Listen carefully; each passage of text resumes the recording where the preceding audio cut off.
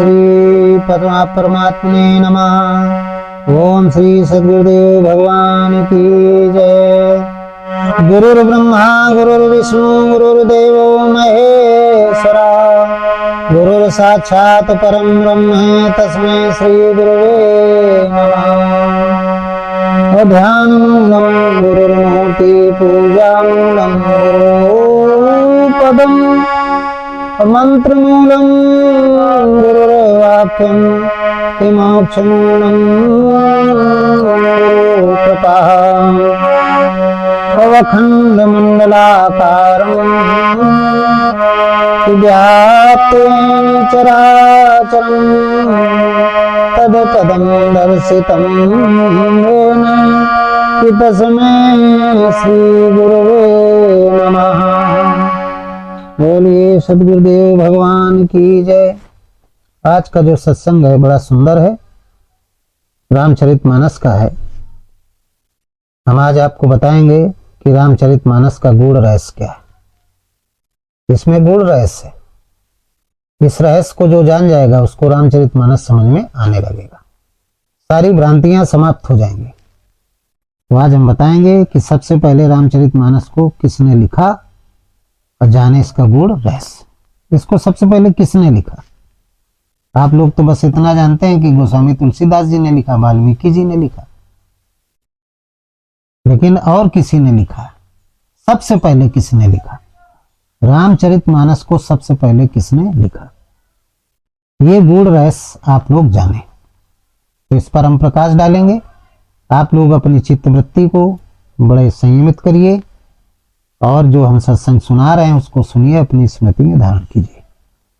देखिए, जो रामचरितमानस है ये संत गोस्वामी तुलसीदास जी ने तो लिखा ही था, लेकिन उसके पहले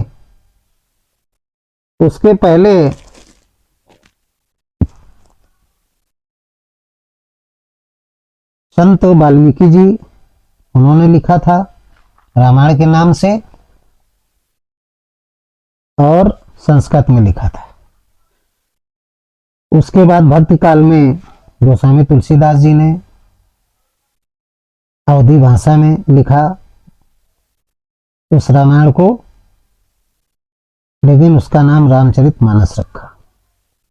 उसमें 8 कांड है, तुलसीदास जी ने 7 कांड, 7 जो चौपान है उनमें लिखा, 8 में नहीं 7 में लिखा। तो रामचरितमानस श्रीमद् भगवद गीता का हिंदी रूपांतरण है। इसमें भी सभी भाषाओं का समावेश है,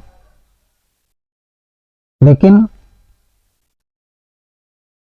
आप सबको समझना होगा कि इसकी रचना किसने की। सबसे पहले इसकी रचना किसने की? रामचरितमानस में तो लिखा है कि संत गोस्वामी तुलसीदास जी अयोध्या में रहकर संवत 1630 ईस्वी में, कब? संवत 1630 में मधमास के महीने में रामनवमी के दिन रामचरितमानस को लिखना प्रारंभ किया था।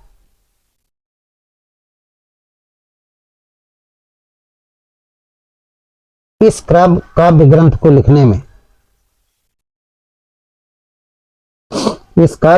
लिखने में 2 वर्ष 7 महीने और 26 दिन लगे थे।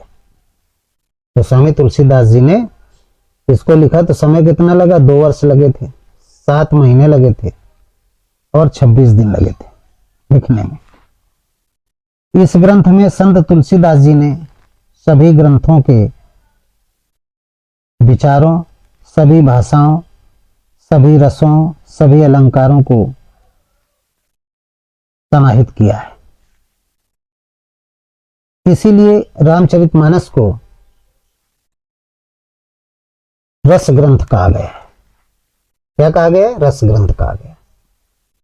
जब आप आरती पढ़ते हैं तो 6 शास्त्र सद ग्रंथन को रस, 6 शास्त्र, 18 पुराण, 4 वेद और जितने महाग्रंथ हैं सबको यदि एक फल बना दिया जाए और फिर उसको निचोड़ा जाए तो उसका जो रस है वो रामचरितमानस है।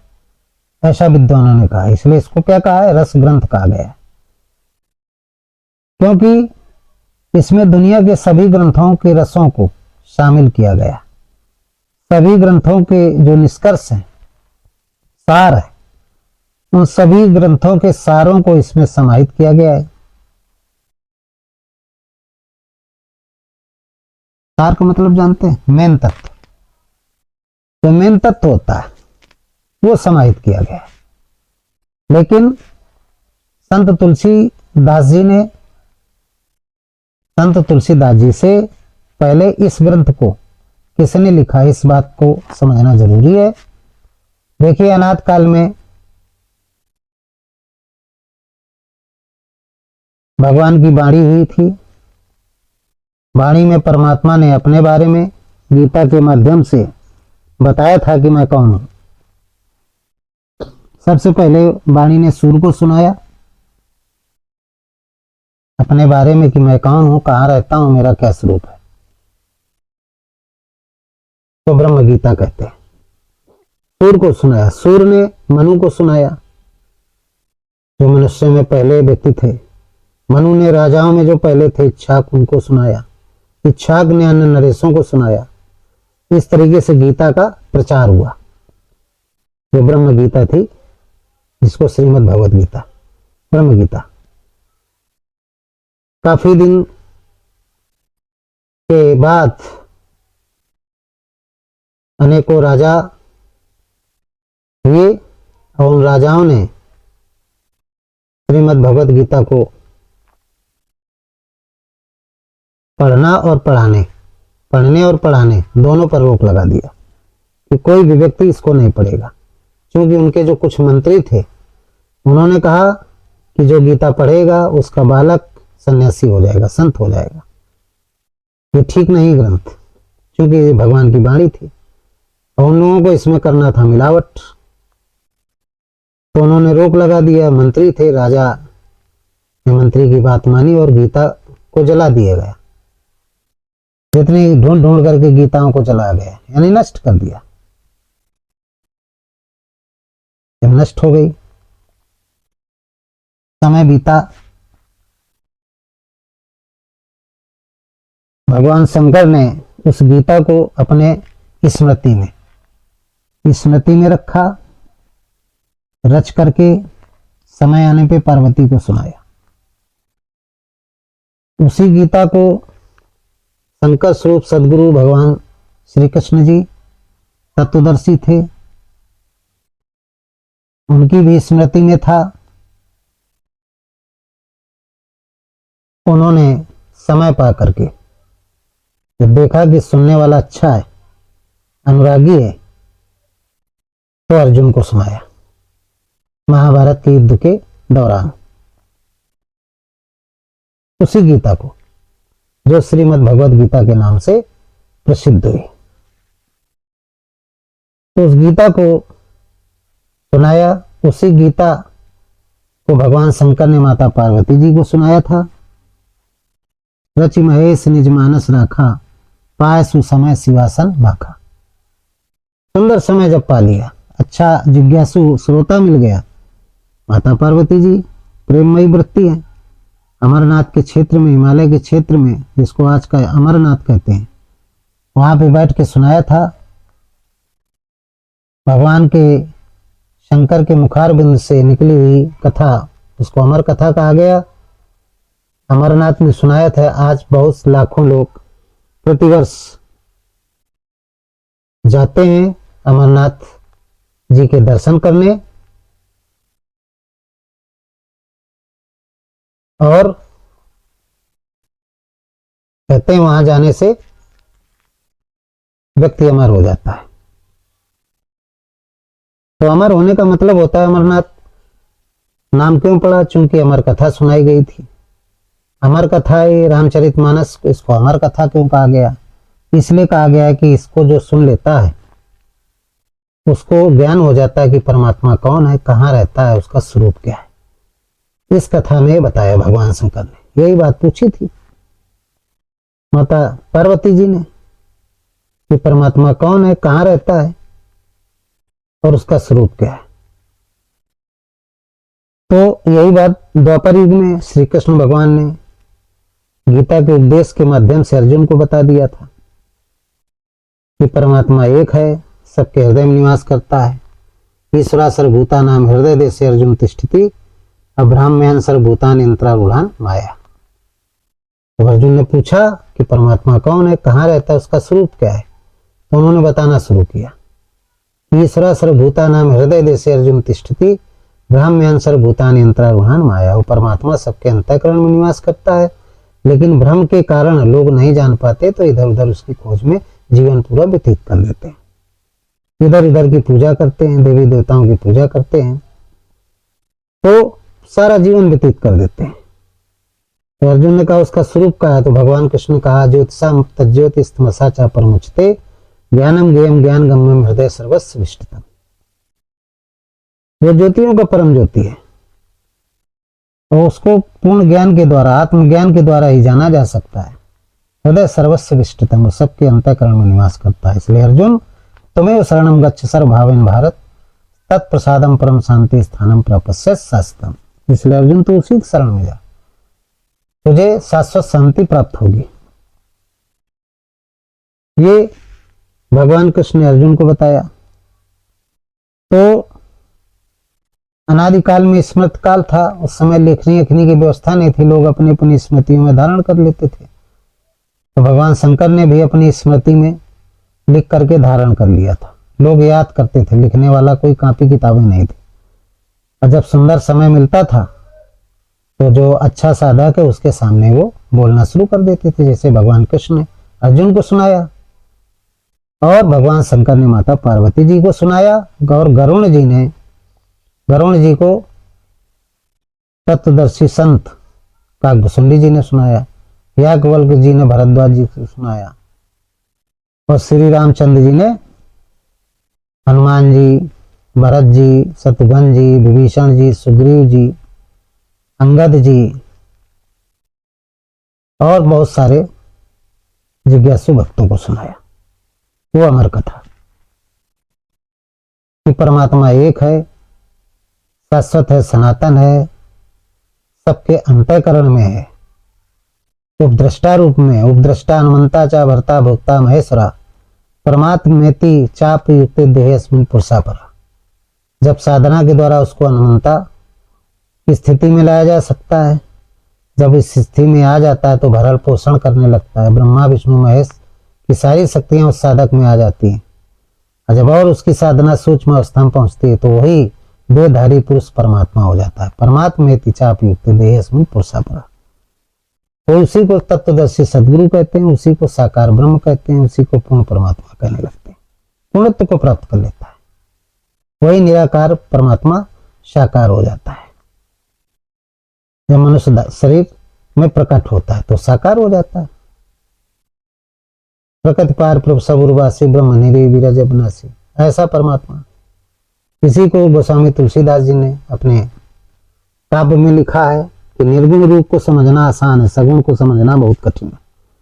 उन्होंने कहा है कि निर्गुण रूप सुलभ है असगुण जान नहीं कोई, असुगम रमे नाना चरित कि सुनी मुनि मन भ्रमे हो। निर्गुण रूप बड़ा सुंदर है, सरल है। निर्गुण रूप सरल है, उसको समझा जा सकता है, लेकिन सगुण जान नहीं कोई। सुगम अगम नाना चरित सुनि मुनि मन भ्रम होए। निर्गुण सुगम है, उसको जाना जा सकता है, लेकिन सगुण अगम है, उसको जानना बहुत कठिन है। जो सगुण रूप है हमारे आप सबके बीच में परमात्मा सगुण रूप में, लेकिन उसको पहचानना बहुत कठिन है।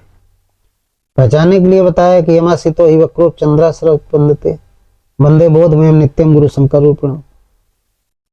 उस परमात्मा को पहचानने के लिए बताया कि उसके सत्संग से यदि हर व्यक्ति का जो मन है वो द्विज के चंद्रमा की तरीके टेढ़ा है, और उस टेढ़े मन को जो साधक, जो संत सीधा कर दे, जिस साधक के टेढ़े मन को, तो समझ जाइए सीधा करने वाला संत वो सगुण परमात्मा है, तत्वदर्शी सदगुरु।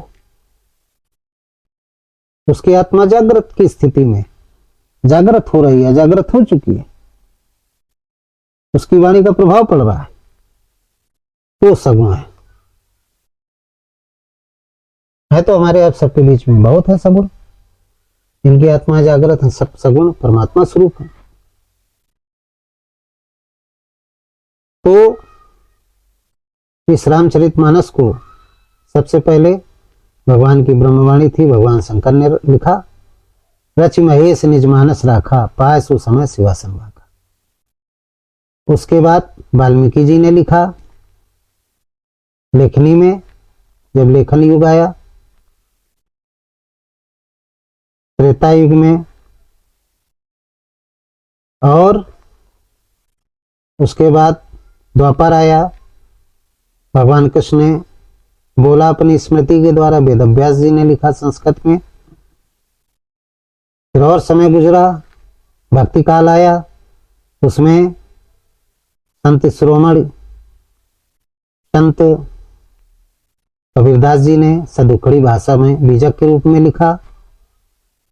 फिर इनकी मृत्यु हो गई, इनके समय में ही जब ये वृद्ध थे, तुलसीदास जी का जन्म हो गया था, फिर संत तुलसीदास जी ने सदुखड़ी भाषा बीजक से और सरल भाषा में, अवधी भाषा में इसी रामचरितमानस को लिखा। उस भगवान की वाणी को, ब्रह्मवाणी को लिखा रामचरितमानस के रूप में। भगवान शंकर के मानस को उन्होंने रामचरितमानस के रूप में लिखा।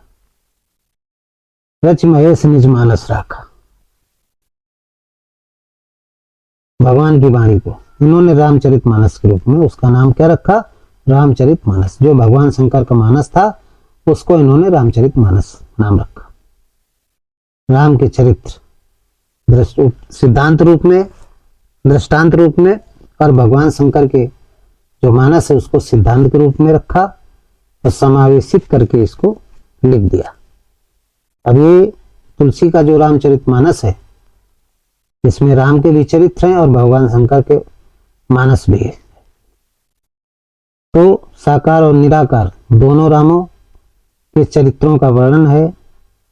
समझ में उसी की बात आती है जिसने तत्वदर्शी सदगुरु से दीक्षा लिया है, उसके बताए हुए मार्ग के अनुसार भजन कर रहा है, एक परमात्मा का चिंतन कर रहा है, मन सहित इंद्रियों का संयम करके, विकारों से रहित होकर के, कामनाओं से रहित होकर के सिर्फ एक परमात्मा का चिंतन कर रहा है।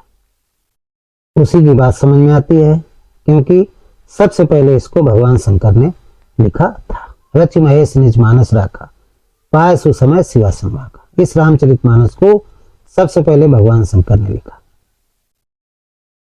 भगवान शंकर ने सबसे पहले लिखा, अपने अंतःकरण में रखा।